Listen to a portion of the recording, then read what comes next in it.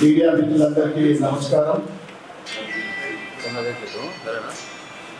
ఇందిరమ్మ రాజ్య స్థాపన అని కాంగ్రెస్ తెలంగాణ ప్రజల నిండా వచ్చింది. ముఖ్యంగా 6 గ్యారంటీలు, 5 డిక్లరేషన్లు, 420 హామీలని మోసపూరిత అమలుకు సాధ్యం కాని హామీలు ఇచ్చి కేవలము అధికారమే పరమానదిగా ప్రజలని పూర్తిగా మోసపుచ్చిన పార్టీ కాంగ్రెస్ పార్టీ. ముఖ్యంగా వరంగల్ రైతు డిక్లరేషన్, భద్రకాళి అమ్మవారి సాక్షిగా రేవంత్, భద్రకాళి అమ్మవారి సాక్షిగా రాహుల్ బాబా, ఆర్మూర్ వచ్చినప్పుడు సిద్ధులగుట్ట సాక్షిగా రేవంత్ రెడ్డి గారు, రైతులకు మా ప్రభుత్వం ఏర్పడగానే డిసెంబర్ 9న ఏకకాలంలో 2 లక్షల రుణమాఫీ, ఎటువంటి షరతులు లేకుండా, ఎటువంటి కోతలు లేకుండా రుణమాఫీ చేస్తామని చెప్పడం జరిగింది. ఆ తర్వాత 100 రోజులు అన్నది. 100 రోజుల తర్వాత పార్లమెంట్ ఎలక్షన్ల ముందు 15 ఆగస్టు వరకు మేము రుణమాఫీ చేస్తామని చెప్పింది. దాంతోపాటు రైతు భరోసా ప్రతి ఎకరానికి 12 లక్షల రూపాయలు, కౌలు 15 లక్షలు, కౌలు రైతుకు 15 లక్షలు, 15,000 మరియు కూలీకి 12,000. అదేవిధంగా వరి ధాన్యానికి క్వింటాలకు 500 రూపాయల మద్దతు ధర. ఏ ఒక్కటి కూడా అమలు చేయకుండా రైతు రుణమాఫీ చేసినామని సంబరాలు చేసుకుంటా ఉంది కాంగ్రెస్ పార్టీ. ఏమాత్రం సిగ్గన్నా ఉందా అని నేను అడుగుతా ఉన్నా. రైతులు ఒకవైపు, ఇంకొక వైపు కంట నీరు తడిపెడతా ఉన్నారు. ఎందుకంటే ఎలక్షన్ కన్నా ముందు ఎవరు కూడా రుణాలు కట్టద్దు, మా ప్రభుత్వం ఏర్పడగానే 2 లక్షల రుణమాఫీ చేస్తామని చెప్పి 8 నెలల తర్వాత ఏదైతే 31,000 కోట్ల రుణమాఫీ చేయాల్సిందో 17,965 కోట్ల రుణమాఫీ కేవలం రుణమాఫీ చేయడం జరిగింది. ఒకవైపు మీరు సంబరాలు, ఇంకొక వైపు రైతులు కంటతడి పెట్టుకొని బ్యాంకుల ముంగట ధర్నా చేస్తూ ఉండరు. మీ కళ్ళు కనపడతలేవా అని నేను అడుగుతా ఉన్నా. కళ్ళకు పొరలు కప్పినాయా? ఏ మాత్రం సిగ్గున్నా కానీ మీరు ఏదైతే 31,000 కోట్లు, ముందు 42,000 కోట్లు అన్నారు, క్యాబినెట్ సమావేశంలో 31,000 కోట్లు అన్నారు. 31,000 కోట్లు మీరు రుణమాఫీ చేయవలసిందిగా భారతీయ జనతా పార్టీ డిమాండ్ చేస్తూ ఉంది. అదేవిధంగా మీరు ఏదైతే 32,50 లక్షల మందికి రుణమాఫీ చేస్తా అంటే 22,37,845 మందికి కేవలం రుణమాఫీ జరిగింది. మీరు ఆంక్ష లేకుండా, ఎటువంటి కోత లేకుండా అని చెప్పారు. ఇప్పుడు రైతులు బాధలు ఎవరికి చెప్పుకోవాలా? రేషన్ కార్డు దానికి లింక్ అని పెడతా ఉన్నారు. కుటుంబంలో 2 రైతులకు ఉంటే ఒకరికి అని చెప్తారు, 2 ఉంటే పక్కన పెట్టిండ్రు, మరి ఒక్కరికన్నా చేయండి, అది కూడా కాలే. ఈ విధంగా రైతు రుణమాఫీకి మీరు వెంటనే 31,000 కోట్లు ఎటువంటి ఆంక్షలు లేకుండా మీరు రుణమాఫీ చేయాలని మేము డిమాండ్ చేస్తూ ఉన్నాం. అదేవిధంగా రైతులకు మీరు ఇస్తున్న 24 గంటల ఉచిత నిరంతర కరెంటు, అది కూడా కరెక్ట్గా రావడం లేదు. ఇక ఇందిరమ్మ రాజ్యం అంటే పాపము ఇందిరమ్మ రాజ్యము ఏంటిదో బాగా రోజుల తర్వాత అనుకున్నారు. మరి ఇందిరమ్మ రాజ్యం అంటే లా అండ్ ఆర్డరు అదుపులో లేదు. ఒకవైపు మహిళల పైన అఘాయిత్యాలు, మానభంగాలు, డ్రగ్స్ కంట్రోల్ లేదు. యువకులకు, చిన్న పిల్లలకు కూడా. ఇందిరమ్మ రాజ్యం అంటే మరి తెలంగాణలో ఏమైనా ఎమర్జెన్సీ రాజ్యం వస్తుందా అని మాకు అనుమానం వస్తూ ఉంది. ఎందుకంటే లా అండ్ కంట్రోల్ ఎవరికి లేదు, అవినీతి పెరిగిపోయింది. కాళేశ్వరము దానికి స్కామ్ అంటారు, గొర్రెల స్కామ్ అంటారు. ఫోన్ ట్యాపింగ్ అంటారు, చెప్పడమే తప్ప దాని మీద సీరియస్గా దాని గురించి ఎంక్వైరీ చేయడం లేదు. మరి ఎవరైతే రాష్ట్రాన్ని దోపిడీ చేసిండ్రో వాళ్ళని దోపిడీ చేస్తారా ఏంటిది మీరు? ఇంకొక వైపు భారతీయ జనతా పార్టీ రైతు పక్ష పార్టీ. రైతు అంటే భారతీయ జనతా పార్టీకి రైతే ముఖ్యం. అభివృద్ధితో పాటు ఏదైతే కిసాన్ సమ్మాన్ నిధి ఎకరానికి 6,000 రూపాయలు, పంట వేసుకోక ముందు నిరంతరంగా ఎక్కడ బ్రేక్ లేకుండా కిసాన్ సమ్మాన్ నిధి, అదేవిధంగా పంట ఇన్సూరెన్సు, పంట భరోసా అంటే పంట వేసిన తర్వాత గత బీఆర్ఎస్ ప్రభుత్వం 10 సంవత్సరాలు భారతీయ జనతా పార్టీ తెలంగాణలో డిమాండ్ చేసింది, మీరు కూడా రైతుకు ఇన్సూరెన్స్ స్కీమ్ అప్లై చేయండి అంటే సెంట్రల్ గవర్నమెంటు అన్ని రాష్ట్రాలలో ఈ స్కీమ్ ఇంప్లిమెంట్ చేస్తే ఏదైతే రాష్ట్ర షేర్ ఏదైతే ఉందో అది విడుదల చేయక దాన్ని ఆపేయడం జరిగింది.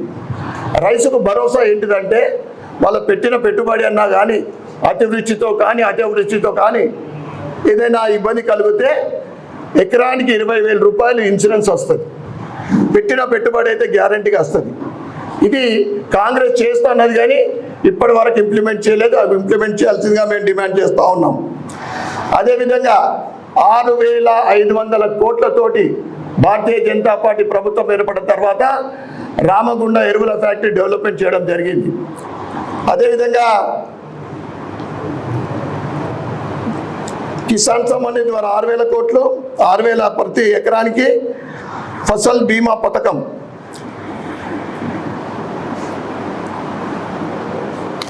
అదేవిధంగా కాంగ్రెస్ పార్టీ కర్ణాటకలో మనకన్నా 4 నెలల ముందు ప్రభుత్వం ఏర్పడిన తర్వాత అక్కడ ఇప్పటి వరకు 1,200 మంది రైతు ఆత్మహత్యలు. మరి ఇక్కడ కూడా వారికి ఫసల్ బీమా లేదు, కిసాన్ సమ్మాన్ నిధి మాదిరి వారికి ఇస్తాన్న 15,000 రూపాయలు అది లేదు, భరోసా లేదు. రైతులందరూ కూడా ఎదురు చూస్తూ ఉన్నారు. రైతులు ప్రైవేట్ వడ్డీ వ్యాపారుల దగ్గర తీసుకొచ్చిన డబ్బుకు మీరు చేస్తున్న రుణమాఫీ మిత్తులకే సరిపోతూ ఉంది. అదేవిధంగా భారతీయ జనతా పార్టీ యువ రైతులకు కూడా పాడి పరిశ్రమ గురించి ఎంకరేజ్ చేస్తూ ఉంది.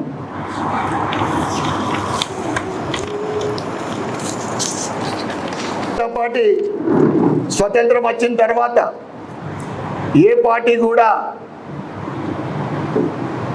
ఎరువుల పైన 90% సబ్సిడీ ఏది కూడా ఇవ్వలేదు. 2,500 రూపాయలకు తయారయ్యే ఎరువు బస్తా 90% సబ్సిడీ తోటి కేవలం 250 రూపాయలకే యూరియా కానీ ఇతర ఫర్టిలైజర్ కానీ రైతులకు ఇవ్వడం జరుగుతూ ఉంది.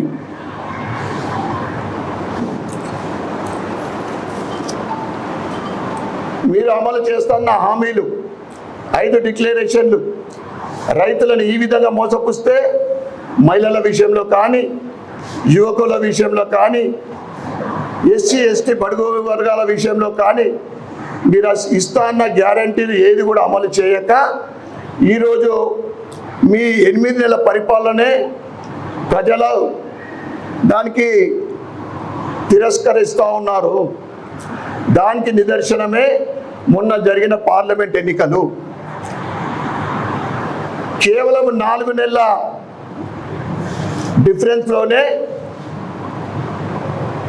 8 పార్లమెంట్ నియోజకవర్గాలు గెలిచి 65 అసెంబ్లీ స్థానాలలో భారతీయ జనతా పార్టీ ఆధిక్యత సాధించడమే ప్రజలు కాంగ్రెస్ పైన ఉన్న అసంతృప్తి, భారతీయ జనతా పార్టీ పైన, కేంద్రంలో ఉన్న భారతీయ జనతా పార్టీ పరిపాలన పైన వారి ఆసక్తే దానికి నిదర్శనం. కనుక ముఖ్యంగా ఇవాళ సమావేశం ముఖ్య ఉద్దేశం ఏంటిదంటే మీరు చేస్తున్న రైతు రుణమాఫీ వెంటనే ఎటువంటి షరతులు లేకుండా విడుదల చేయాలని డిమాండ్ చేస్తూ ఉన్నాము. ఈ విషయానికి డైవర్ట్ చేయడానికి రేవంత్ రెడ్డి గారు ప్రెస్ మీట్ పెట్టి బీఆర్ఎస్ విలీనం అవుతుంది, తర్వాత స్పోర్ట్స్ యూనివర్సిటీ యూత్ కోసము మీరు ఇచ్చిన హామీలు చేయ బాబు, కొత్త హామీలు చేయాల్సిన అవసరం లేదు. మీరు ఇచ్చిన హామీలు, డిక్లరేషన్లు, గ్యారంటీలు అమలు చేస్తే ప్రజలు సంతోషపడతారు. మీరు పని చేయక, మీ గ్యారంటీలు అమలు చేయక ప్రజలని తప్పుదో పట్టిస్తూ ఉన్నారు, డైవర్ట్ చేస్తూ ఉన్నారు. మీరు ఎన్ని దిమిక్కులు చేసినా కానీ ప్రజలు భారతీయ జనతా పార్టీ వైపు చూస్తూ ఉన్నారు. గత 10 సంవత్సరాల నరేంద్ర మోడీ గారి పరిపాలన, దేశ అభివృద్ధి, అన్ని రంగాల్లో ఇన్ఫ్రాస్ట్రక్చర్ ఏ విధంగా ముందుకెళ్తా ఉందో, రాబోయే స్థానిక ఎన్నికలు కానీ, కార్పొరేషన్ ఎన్నికలు కానీ అన్నిట్లో కూడా భారతీయ జనతా పార్టీ కాషాయం జెండా ఎగరడం ఖాయం. కార్పొరేషన్ పైన భారతీయ జనతా పార్టీ కాషాయం జెండా ఎగరడం ఖాయం. కాంగ్రెస్ వైఫల్యాలు, దాంతోపాటు అవినీతి, అది మళ్ళీ చెప్పుకుందాం, కనీవి నేరుగా రీతిలో అవినీతి అన్నిట్లో, రియల్ ఎస్టేట్లో, బిల్డర్స్లో, రైస్లో మనం వింటూ ఉన్నాం. కాంట్రాక్టర్లు 4 వీలర్లు అమ్ముకొని 2 వీలర్ల మీద తిరుగుతున్నారట. రైతులతోటి వాళ్ళకు కూడా ఆత్మహత్యలు చేసుకునే పరిస్థితి ఉంది. ఏదో చెప్తారు, కథలు చెప్పినట్లు బిల్లులు పాస్ చేసుకుంటానికి పడరాని తిప్పలు పడుతున్నారు. ఇక అది వాళ్ళందరినీ భగవంతుని కాపాడాలి నిజంగా. ఎందుకంటే వాళ్ళు కూడా అప్పో సొప్పో చేసుకొని డబ్బు పెట్టుకుంటారు. వాళ్ళకి బిల్లులు తొందరగా పాస్ కావాలని కూడా మేము ప్రభుత్వాన్ని కోరుతా ఉన్నాం. ఇంకొక ముఖ్య విషయము మీ అందరికీ తెలుసు, మీడియా మిత్రులు అడుగుతారు అనుకున్నా, అడుగుతలేరు. కబ్జాలకు నాగారం ఒకటి కాదు బైసాబ్, మస్తున్నాయి. నేను ఎమ్మెల్యేగా గెలిచిన తర్వాత మొట్టమొదటిగా దృష్టి పెట్టింది అభివృద్ధి ఆగిపోయిన పనులేంటిది. ఇంటిగ్రేటెడ్ మార్కెట్లు కానీ, ఫ్లైఓవర్స్ కానీ, రోడ్ల పరిస్థితి, డ్రైనేజీలు, సర్కిళ్ళు, పార్కింగు, వీటితో పాటు కబ్జాల విషయం పైన ప్రత్యేకమైన దృష్టి పెట్టిన. ఏదైతే నాగారంలో బొందం చెరువు కబ్జా ఏదైతే జరిగిందో అది కేవలము 10%. దీనికి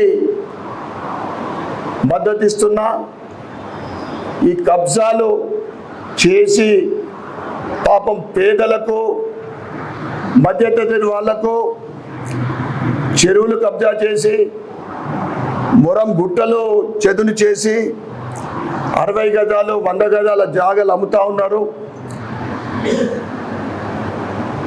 గత ప్రజాప్రతినిధుల అండతోటి ఇప్పుడు కూడా కొద్దిమంది బీఆర్ఎస్ కాంగ్రెస్ ప్రజాప్రతినిధుల అండతోటి అధికారులు వారితో కలిసి వారికి కరెంట్ మీటర్ ఇప్పించడము, మున్సిపల్ ట్యాక్స్ అప్లై ఇవ్వించడము, ఈ రకమైన అవినీతి ఏదైతే మొన్న నాగారంలో కూల్చేసిన ఇండ్లు, పేదల ఇండ్లు, బీఆర్ఎస్ కాంగ్రెస్ ప్రజాప్రతినిధులు అధికారులు వరకు మోసం చేయడం జరిగింది. ఆ అవినీతి పరులని, ఆ అవినీతి భాగోతాన్ని ఎంక్వైరీ చేసి ఆ పేద కుటుంబాలకు ఏదైతే వాళ్ళు కష్టపడి డబ్బు సంపాదించుకొని ఆ స్థలాలు కొన్నారో, కట్టుకున్నారో, తిరిగి ఎవరైతే అవినీతి చేసిండ్రో, అవినీతి చేసి ఆ ప్లాట్ల మిండ్రో వారితోటే ఆ డబ్బు ఇప్పించవలసిందిగా నేను కలెక్టర్ గారిని, ప్రభుత్వాన్ని కోరుతా ఉన్నా. మేము ఎప్పుడు కూడా భారతీయ జనతా పార్టీ అంటే ఒక దేశం కోసం, ధర్మం కోసం, అవినీతికి దూరంగా ఉండే పార్టీ కేవలం భారతీయ జనతా పార్టీ మాత్రమే. ఈ మొత్తం భాగవతము బీఆర్ఎస్, కాంగ్రెస్ ప్రజాప్రతినిధులు, అధికారుల అండతోటి ఆ పేదలకు నేను కలెక్టర్ గారితో కూడా నేను చెప్తా, లెటర్ ఇస్తా, వారికి వారు కొన్న ప్లాట్ల డబ్బులు ఇప్పించాల్సింది